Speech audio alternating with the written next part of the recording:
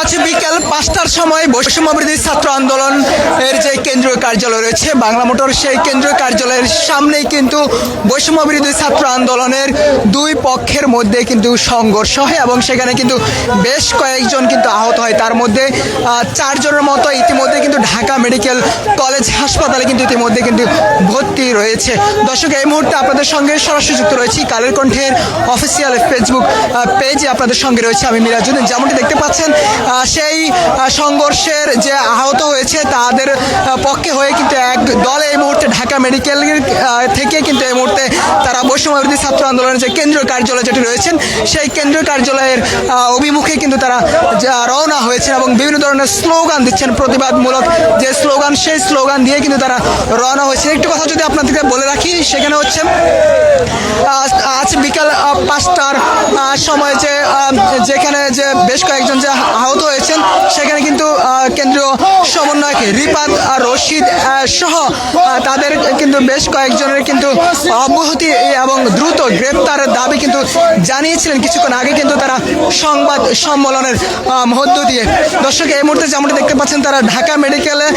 Emergency gate থেকে কিন্তু এই মুহূর্তে তারা রওনা দিয়েছেন এবং টিএসসি হয়ে তারা বাংলা মোটর বৈষম্যবিরোধী ছাত্র আন্দোলনের যে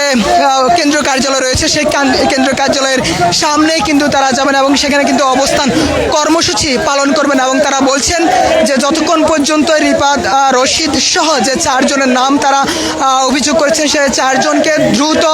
বৈষম্যবিরোধী ছাত্র আন্দোলনের যে কমিটি রয়েছে সেখান থেকে বহিষ্কার এবং দ্রুত আইনের আওতায় নিয়ে আনার জন্য কিন্তু তারা দাবি জানিয়েছেন এবং এই মুহূর্তে কিন্তু তারা স্লোগান নিয়ে, অর্থাৎ তারা বিভিন্ন ধরনের স্লোগান, প্রতিবাদমূলক যে স্লোগান রয়েছে সেই প্রতিবাদমূলক স্লোগান নিয়ে কিন্তু তারা এই মুহূর্তে কেন্দ্রীয় কার্যালয়ের দিকে কিন্তু যাচ্ছেন।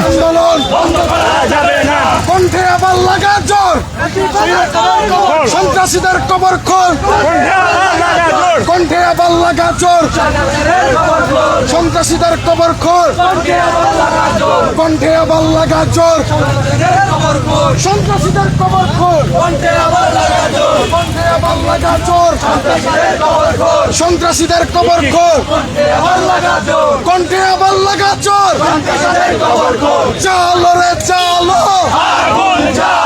চালো রে চালো, জালো রে জালো, আগুন জালো সহ বিভিন্ন ধরনের স্লোগান নিয়ে এই মুহূর্তে বৈষম্যবিরোধী ছাত্র আন্দোলনের কেন্দ্রীয় কার্যালয় বাংলা মোটরের দিকে কিন্তু এক অংশের নেতাকর্মীরা কিন্তু তারা রওনা দিয়েছেন ঢাকা মেডিকেল থেকে। দর্শক, একটু যদি আপনাদের পিছনের গল্পটা যদি বলে রাখি, সেটি হচ্ছে আজ বিকেল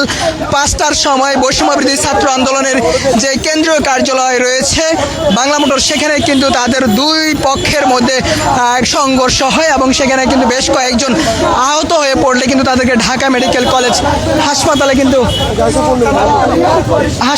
তাদেরকে কিন্তু আনা হয়েছিল এবং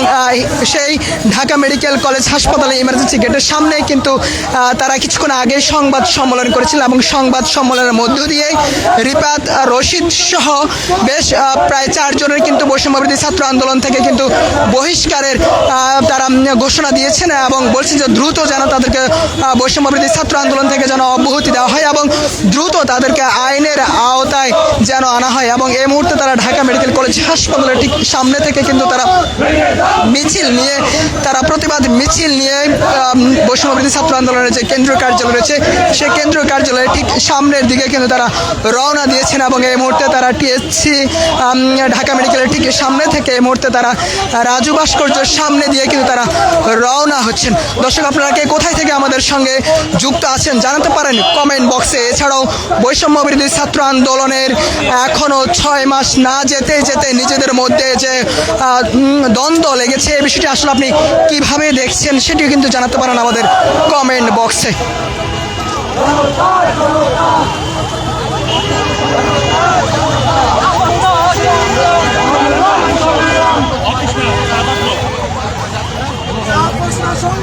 সংগ্রাম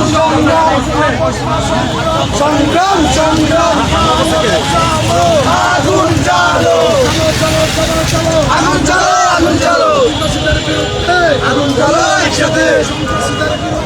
আগুন জ্বালো একসাথে, আগুন জ্বালো একসাথে।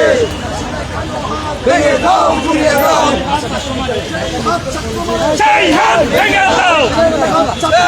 সেই হাত ভেঙে দাও, সেই হাত ভেঙে দাও, সেই হাত ছাত্র মারে, সেই হাত ভেঙে দাও। দর্শক যেমনটি শুনতে পাচ্ছেন যে হাত ছাত্র মারে সেই হাত ভেঙে দাও ইত্যাদি ধরনের স্লোগান নিয়ে কিন্তু তারা এই মুহূর্তে রাজু ভাস্কর্য হয়ে কিন্তু শাহবাগ হয়ে তারা বাংলা মোটর দিকে যাবেন এমনটা কিন্তু আমরা জানতে পেরেছি এবং তাদের হাতে বেশ কয়েকটি ব্যানারও কিন্তু লেখা রয়েছে, সেখানে লেখা রয়েছে দমন দমন দমন করে হামলা করে দমন কর, সত্য কিন্তু থামবে না ইত্যাদি ধরনের স্লোগান কিন্তু তাদের হাতের মধ্যে কয়েকটি পেস্টুন দেখে আমরা কিন্তু বুঝতে পারছি এবং তারা বলছেন যে তাদের যে আজকে যে হামলা হয়েছে সে হামলা যেন অতি দ্রুত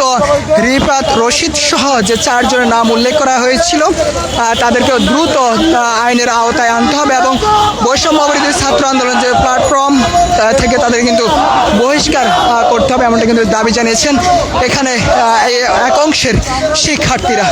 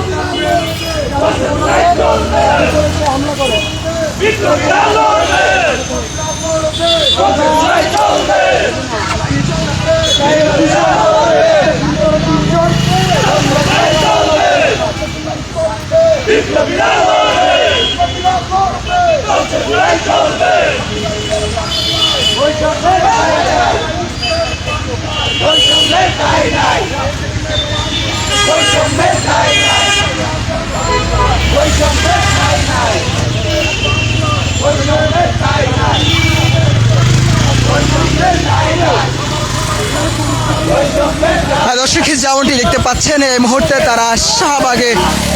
ইতিমধ্যে চলে এসেছেন, কিছুক্ষণের মধ্যেই তারা বাংলা মোটর বৈষম্য বিরোধী ছাত্র আন্দোলনের কেন্দ্রীয় কার্যালয়ে পৌঁছে যাবেন এবং সেখানে কিন্তু তারা অবস্থান কর্মসূচি করবেন এবং তাদের দাবি যতক্ষণ পর্যন্ত রিফাত রশিদ সহ যতগুলো অভিযোগ করা হয়েছে যে 4 জন প্রত্যেককে কিন্তু দ্রুততম সময়ের মধ্যে বৈষম্য বিরোধী ছাত্র আন্দোলনের যে প্ল্যাটফর্ম সেখান থেকে কিন্তু দ্রুত বহিষ্কার করতে হবে এবং বিভিন্ন ধরনের স্লোগান দিচ্ছেন জাতীয় বিশ্ববিদ্যালয়ের শিক্ষার্থীরা এক হও ইত্যাদি ধরনের স্লোগান দিয়ে যাচ্ছেন। এছাড়াও তারা যে সংবাদ সম্মেলন করেছিলেন কিছুক্ষণ আগে সেখানে কিন্তু তারা বেশ কয়েকজনের নামে অভিযোগ করেছেন। তারা বলছেন যে যাত্রাবাড়ি থানায় বেশ কয়েকজন ছাত্রলীগের নেতা তারা এখন বৈষম্য বিরোধী ছাত্র আন্দোলনের নাম ভাঙিয়ে বিভিন্ন জায়গায় কিন্তু অপকর্ম করছেন এবং তারই প্রতিবাদে তারা কথা বলার পরে কিন্তু রিফাত রশিদ সহ বেশ কয়েকজন তাদের উপর কিন্তু হামলা করেন এবং সে সময় যে ভিডিও ধারণ করা হয়েছিল সেগুলো কিন্তু ডিলিট করে দেওয়া হয়েছে এমনটি কিন্তু দাবি করেছেন এখানে যে যারা এই মুহূর্তে স্লোগান দিচ্ছেন এবং তাদের মধ্যে বেশ কয়েকজন আহত হয়েছেন, তার মধ্যে 3 জনের মতো এখন আশঙ্কাজনক বলেছেন আমাদেরকে কিছুক্ষণ আগেই সংবাদ সম্মেলনের মধ্য দিয়ে। দর্শক যে কোনো আপডেট পেতে কালের কণ্ঠের সঙ্গে থাকুন, এতক্ষণ পর্যন্ত আমাদের সঙ্গে থাকার জন্য অনেক অনেক ধন্যবাদ। থাকবে না।